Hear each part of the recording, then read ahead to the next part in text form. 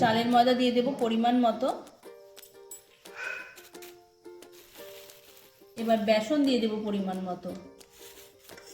আদা, রসুন, পেঁয়াজ, কাঁচা লঙ্কা কুচনো দিয়ে দেবো এর ভেতরে।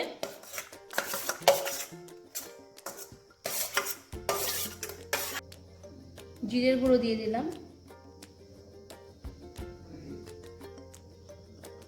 লঙ্কার গুঁড়ো দিয়ে দিলাম, কালো জিরে দিয়ে দিলাম,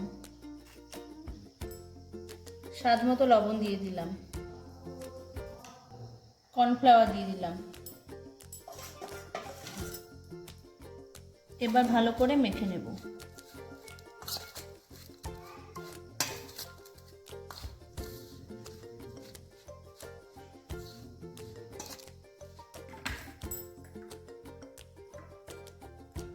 পরিমাণ মতো জল দিয়ে দিলাম। মাখাটা এইভাবে হয়ে গেল, গোল শেপ দিয়ে দেবো। এবার তেল গরম হয়ে গেছে, এবার সজনে ফুলের পকোড়াগুলো দিয়ে দেবো তেলের ভেতরে।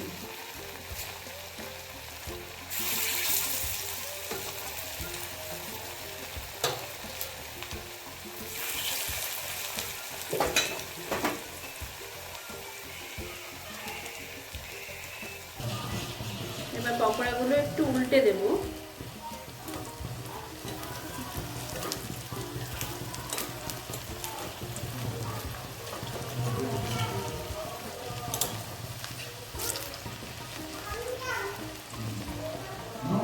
খুন্তি দিয়ে মাঝখানে এইভাবে একটু একটু করে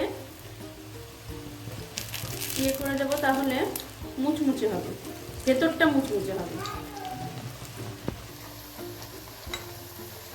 ভাজা কমপ্লিট, এবার তুলে নেব।